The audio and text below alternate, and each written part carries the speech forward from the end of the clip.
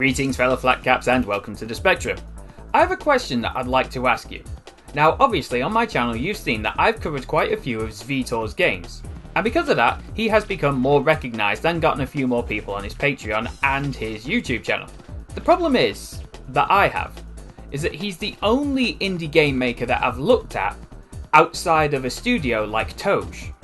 So what I would like to ask is if you are an indie game maker or you know someone who is that would like a video on this channel showcasing their game, let me know down below, because if I've helped ZVitor get further in his career, I'd like to be able to help other people do the same thing. So if you've got an idea of someone who would like that to happen, or if you are someone yourself who would like that to happen, let me know, I'll have a look and I'll see if I can make a video on it. Now enjoy the video. Also free from his site, Dungeons & Dragons is an open board beat 'em up based on the 1983 cartoon series. D&D alters from Justice League Legacy and Infinity War by including a single player mode where you play as one of 3 teams and swap between the members on the fly to deal with the challenges you face. If that isn't your thing, then arcade mode lets you play as any character with your friends through the entirety of the game. Oh god, what am I saying? The struggle to get any of your friends to play a session together is one every D&D player suffers from. Why would a video game be any different? So how does ZVitor fare with this single player approach to the genre? To be honest, you can see ZVitor's growth as a developer. He's getting a lot better at balancing enemies, though there are still some that need to be worked on, and at expanding his ideas toward the beat 'em up genre through the team mechanic which makes it stick out from the other titles. Starting story mode, you need to choose between the kid team, the hero team, or the evil team. Your choice will affect what story you play through, what items are where, and your overall goal will change depending on the team.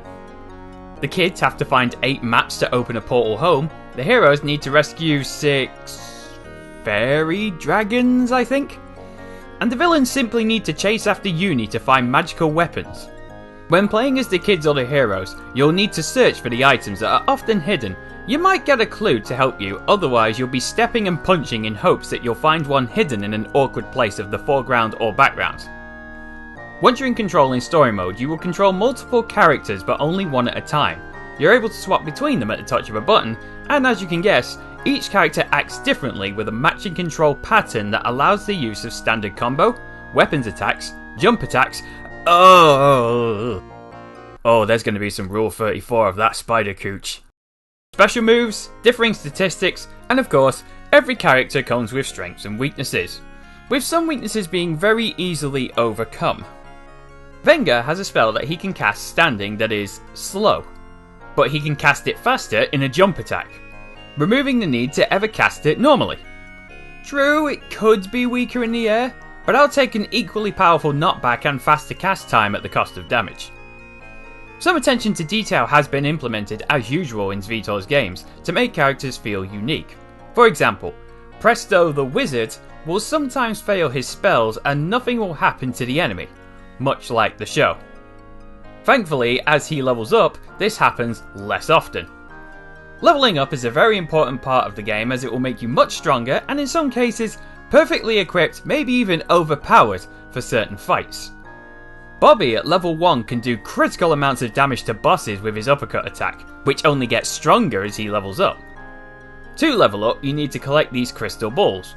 When you do, your character will gain an increase in power, such as attack speed or run speed, or less chance of fucking up spells, but most importantly, a wardrobe change.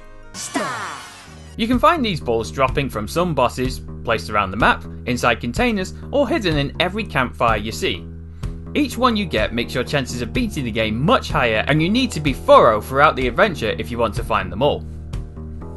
Each character levels up individually and maxes out at 5, so no, you can't just pick one character you really like and max them out to ungodly levels of strength.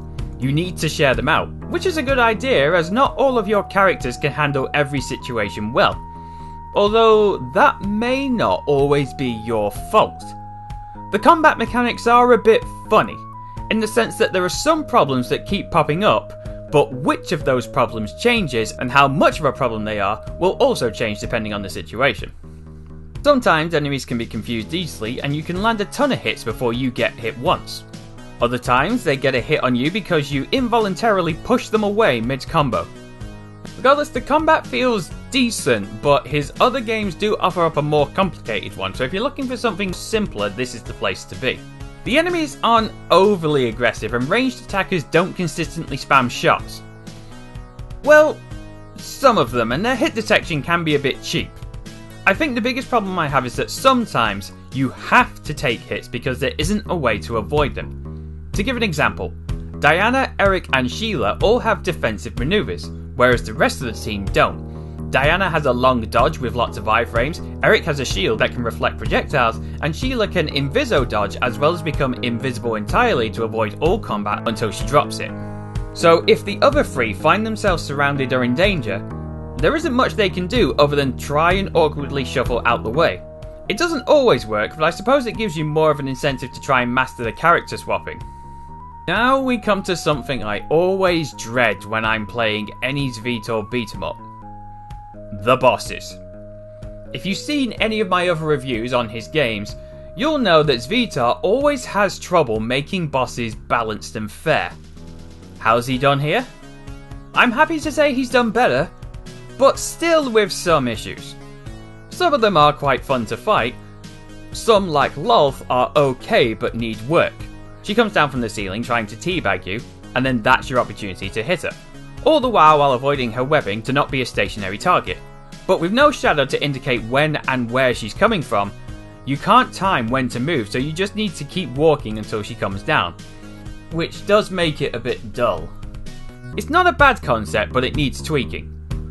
Then bosses like Venga are stupidly difficult because of the high attack rate and spamming projectiles that will not despawn until they hit you. And these bosses you often have to cheese to win. In my opinion, if the only way that you can fight a boss well is if you have to cheese it, that boss is poorly designed. There are also some bosses that you can easily confuse, probably because they're not programmed correctly, but other times it's simply because we're playing smart. In between levels you will play bonus stages to get extra lives or even level ups. They can act as a good stress reliever, especially when you're smashing rocks as the world's tiniest powerhouse. If you find all the hidden objects, then the game continues on and you get to move on to the final level. Beat that pain in the ass boss and you get an ending. I think I got the bad ending because I missed a level up in my very first camp, though I did find all 8 of the maps. After trying out story mode, I went into arcade mode with Akka. It goes up to 3 players and acts like a semi-watered down story mode, only you can choose any of the characters to play as, but you're limited to controlling 1. On the flip side, you can level up past 5 to keep increasing your power, but it will reset to 1 if you use a continue. Overall, it's a really good beat 'em up. It's a nicely crafted fan game with a few issues with the fighting that can harm the experience but not ruin it. A wide variety of characters gives you a lot of options to try out. The switch system in solo mode is a nice departure from ZVitor's traditional style. The graphics look great, the music is fantastic. Once again, it's fun to try and spot the lifted assets from other games, and of course, a lot of love and passion has gone into it. If you want to try it out for yourself, you can find it on his website, you know where the link's going to be by now, and of course, best of all, it's free, so it costs nothing to try. Now if you excuse me, I need to go off and get ready to review his next big update. Thanks for watching everyone, and remember, you're always welcome at the Spectrum.